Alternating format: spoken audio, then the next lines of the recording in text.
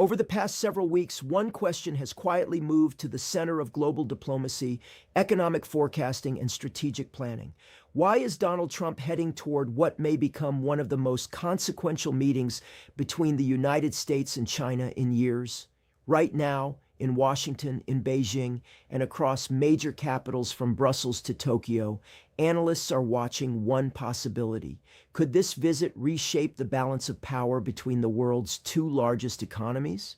Because what appears on the surface to be another high-level political meeting may actually represent something far larger, a strategic turning point, a possible reset, or the beginning of a new confrontation that could affect trade, military positioning, technology, and global markets for years to come.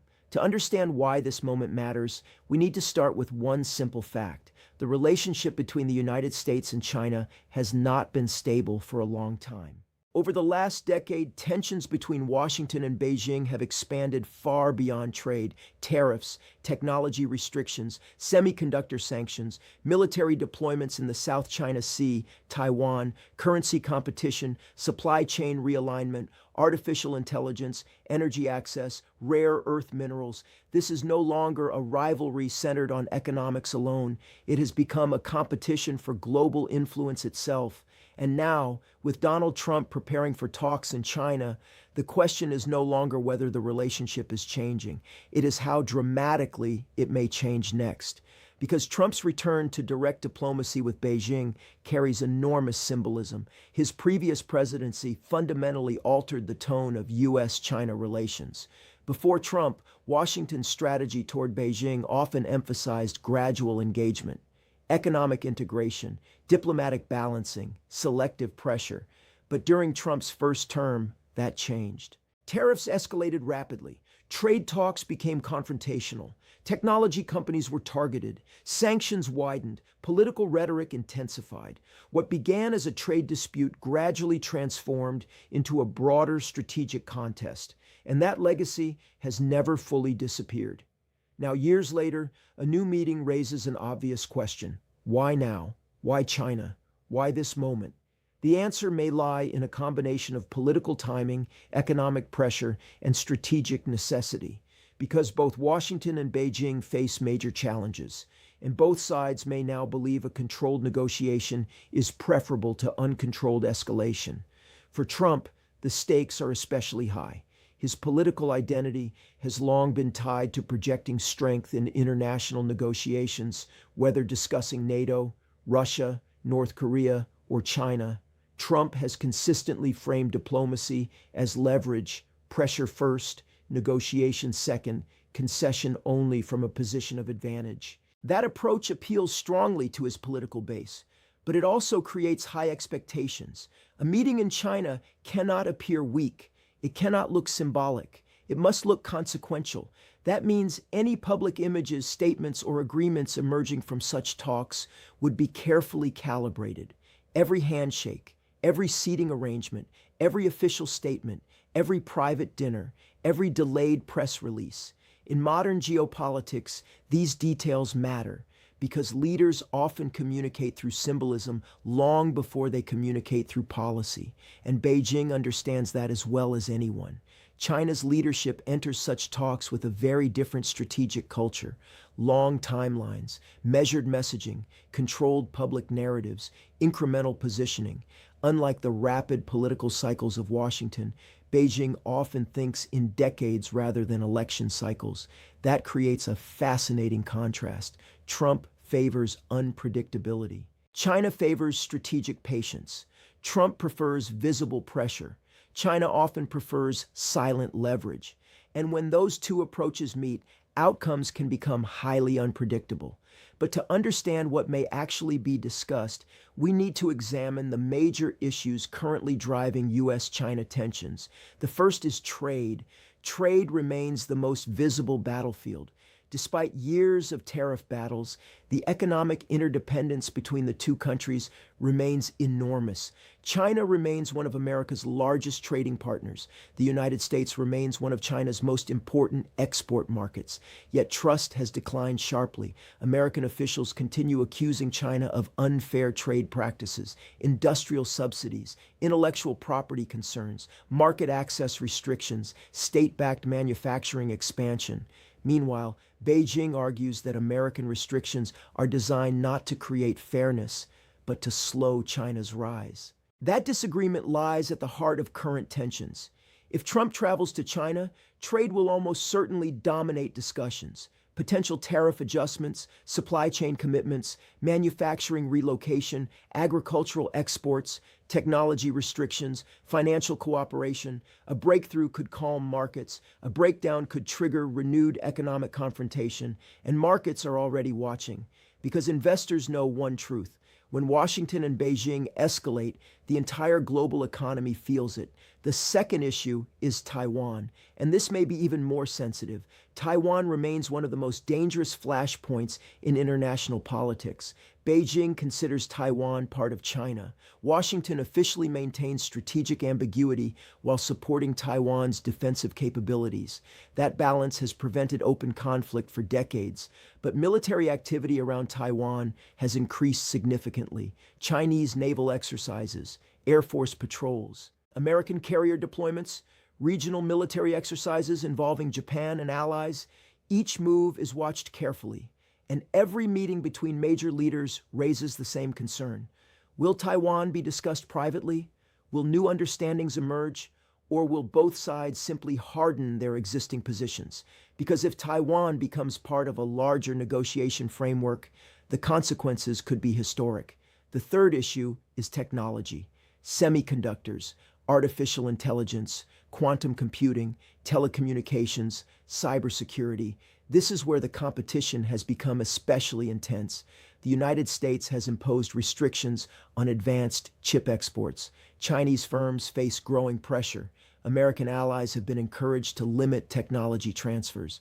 Beijing has responded by accelerating domestic innovation programs, massive state investment, industrial planning, talent recruitment, strategic partnerships. This is no longer just a commercial dispute. It is a race for technological supremacy, and that race may define the next generation of global power. If Trump enters negotiations in China, technology access could become one of the most sensitive bargaining points, not because either side wants immediate compromise, but because both understand the stakes. Who controls advanced technology may control military capability, economic competitiveness, and geopolitical influence for decades. But there is another factor making this trip even more important. The global economy is slowing. Inflation concerns remain. Debt pressures are rising. Energy markets remain unstable. Supply chains remain fragile. Europe faces industrial uncertainty. Asian markets remain vulnerable to export shifts. And both Washington and Beijing know that prolonged confrontation carries real costs. That may create incentives for negotiation, not because trust has returned, but because economic pressure can force pragmatism. That brings us to the central question. What exactly could Trump be trying to achieve? Based on recent political patterns, analysts believe there are several possible objectives. First, a trade reset. Trump could seek a headline agreement focused on tariffs, manufacturing, and market access. Such a deal would allow both sides to claim victory. Second, strategic de-escalation. The talks may aim simply to reduce tensions temporarily. No major deal, no dramatic breakthrough, just enough communication to prevent a deeper crisis. Third, a political demonstration. The visit itself may be intended to project leadership, to show that Trump can personally negotiate with America's biggest rival. That symbolism alone could carry domestic political value. Fourth, a broader geopolitical bargain. This is the most speculative possibility. Could China and Trump discuss not only trade, but Russia, Ukraine, Middle East stability, Taiwan, global supply chains, and financial realignment? If so, the implications would be enormous, because global power structures could shift rapidly. But not everyone believes a deal is possible. Inside Washington, skepticism remains strong.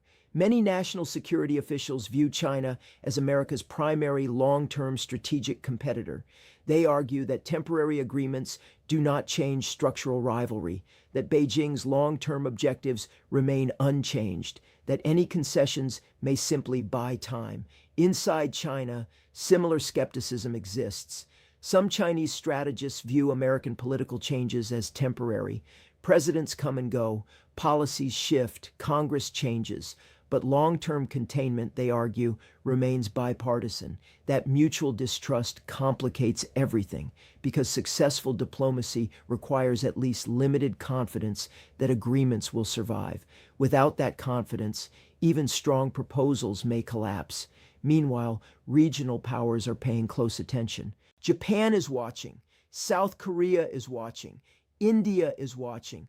Australia is watching. Russia is watching. The European Union is watching. And perhaps most importantly, financial markets are watching every signal because even rumors of a U.S. China breakthrough can move trillions of dollars. Stock indexes, commodity prices, shipping rates, currency valuations, bond markets. The reaction can begin before a single official announcement.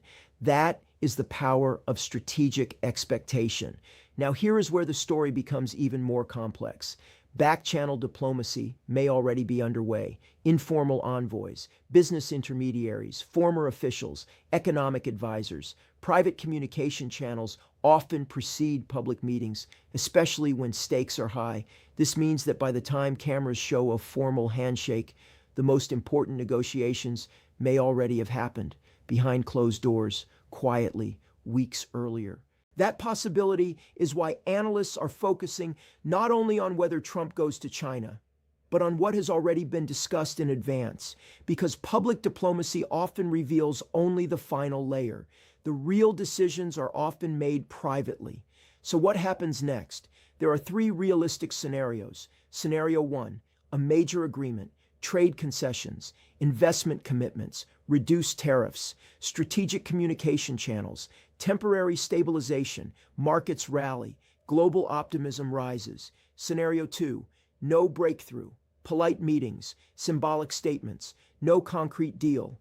Tensions remain. Both sides preserve flexibility. Uncertainty continues. Scenario three, breakdown, public disagreement, sharp rhetoric, new tariffs, military signaling, regional alliances tighten. A new phase of confrontation begins.